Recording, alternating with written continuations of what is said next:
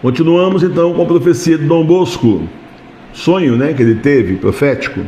Entretanto, as armas dos assaltantes são explodidas, os rifles e outras armas e proas são quebradas, muitos navios são estilhaçados e afundam no mar. Então os inimigos frenéticos se esforçam para lutar corpo a corpo, com punhos, com golpes, com blasfêmias e com maldições. Então você lembra que estava lá uma esquadra de navios pequenos contra a nau da igreja, então a barca de Pedro, grande, né? Ali com alguns barcos também em volta, ajudando aí o Santo Padre, que estava aí no comando da barca de Pedro. E tentaram destruir, conseguiram fazer vários furos no casco, na igreja, né, do barco da igreja, nesse sonho, né, nessa visão que São Dom Bosco teve. Mas começou a explodir tudo para eles. Foram muitos navios estilhaçados, afundaram no mar. E aí, freneticamente, começaram a querer lutar de corpo a corpo, com punhos, golpes, blasfêmias e maldições. Assim, a igreja foi realmente, tentaram invadir a igreja mesmo de fora para dentro, não deu certo. Isso era impossível, foi aí que eles bolaram a seguinte ideia legal para eles, né? Tiveram uma ideia industriosa, vamos invadir de dentro. Então você lembra, né? Nós tivemos na década de 30, nos Estados Unidos, tinha uma espiã russa chamada Bela Dodge. A Bela Dodge, ela sozinha colocou mais de 1000 espiões soviéticos, russos aí, comunistas, dentro dos seminários, para serem padres, na década de 30. Bom, quando chegou na década de 60, muita gente aí já era padre, fazia tempo, já era bispo, por aí vai. E claro que ela se arrependeu, ela se confessou com Dom Futonchim, um bispo muito santo, né? E então ficamos sabendo porque Dom Futonchim mandou ela divulgar a história dela, inclusive escrever um livro para poder as pessoas saberem o que ela fez. Então nós temos registro histórico agora. E os outros tantos que não se arrependeram fizeram o mesmo países aí afora. Ou você acha que o Brasil ficou de fora? Claro que não. E também não é da gente imaginar que são espiões falando com sotaque soviético. Muito comunista aliciado, jovens comunistas aliciados no próprio país, para não despertar atenção, né? Só no Brasil vem aquele monte de padre de fora aí, de um monte de país diferente aí, tudo falando enrolado e a turma acha normal, né? Mas lá para lá eles não acham normal, chama a atenção, né? Aqui é um país de imigrantes, então a gente aceita essas coisas normal, mas lá fora é diferente, a questão é outra, né? Então, mas como o comunismo foi se espalhando aí, aliciando jovens e tal, bom, gente, é isso, mais de 1000 seminaristas que entraram pela porta da frente, entraram pelos seminários e tomaram a igreja desse jeito. Não é à toa que a igreja está como está nos Estados Unidos, então o que tem de escândalo sexual não é brincadeira, pedofilia aos montes, não é à toa. Mas não é só lá também, é que essas notícias não chegam aqui, né?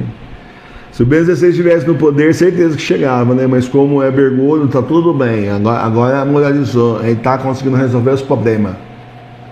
De repente, agora ficou pior, né? De repente o Papa cai gravemente ferido. Imediatamente aqueles que estão com ele correm para ajudá-lo e o levantam. Uma segunda vez o Papa é atingido, cai novamente e morre. Um grito de vitória e de alegria ressoa entre os inimigos. De seus navios surge uma zombaria indescritível. Mas mal o pontífice morre, outro Papa toma seu lugar. Os pilotos reunidos elegeram o Papa tão prontamente que a notícia da morte do Papa coincide com a notícia da eleição do sucessor. Os adversários começam a perder a coragem. O novo Papa, desbaratando o inimigo e superando todos os obstáculos, conduz o navio até as duas colunas e para entre elas. Ele o prende com uma leve corrente que pende da proa a uma âncora da coluna na qual está a hóstia, e com a outra corrente leve que pende da popa, prende-a na extremidade oposta a outra âncora, pendurada na coluna em que está a Virgem Imaculada. Então aí você vê justamente, né, que o Papa levou, né, na visão aqui, leva a barca de Pedro para onde? Justamente para a comunhão, justamente para Jesus e para Nossa Senhora. Então ocorre uma grande convulsão, todos os navios que até então haviam lutado contra o navio do Papa se dispersam. Eles fogem, colidem, se despedaçam uns contra os outros. Alguns afundam e tentam afundar outros. Vários pequenos navios lutaram bravamente para que a barca do Papa fosse a primeira a se ligar àquelas duas colunas. Muitos outros navios, tendo recuado com medo da batalha, observam cautelosamente de longe. Os destroços dos navios quebrados tendo sido espalhados nos rodamuinhos do mar, eles, por sua vez, navegam a sério para aquelas duas colunas, e tendo chegado a eles, eles se prendem aos ganchos que deles pendem, e ali permanecem seguros, junto com o navio principal no qual está o Papa. Sobre o mar reina então uma grande calma. Explicação. São João Bosco explicou o seu sonho. Os navios inimigos são as perseguições. As provações mais sérias para a igreja estão próximas. Seus inimigos são representados pelos navios que tentaram afundar o navio se pudessem.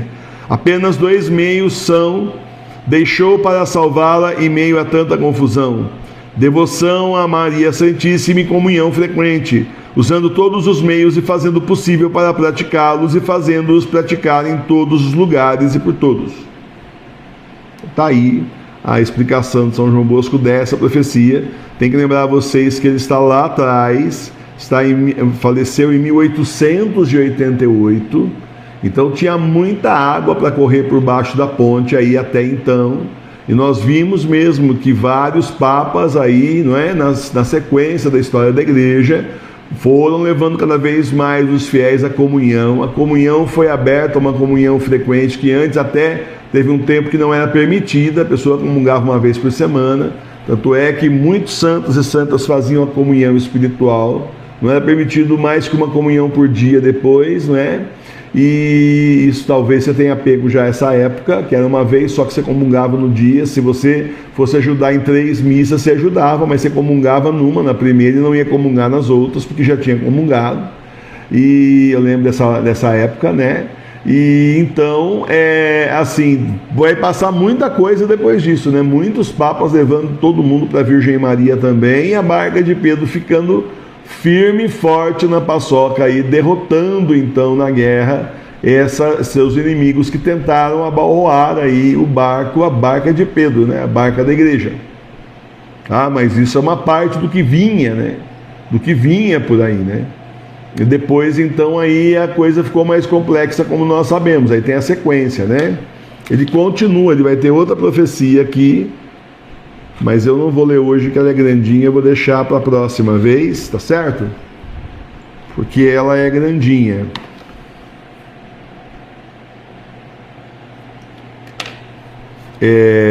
Então nós temos aí vários papas aí candidatos a serem esses dois, né? O que tentou matar a primeira vez e na segunda conseguem.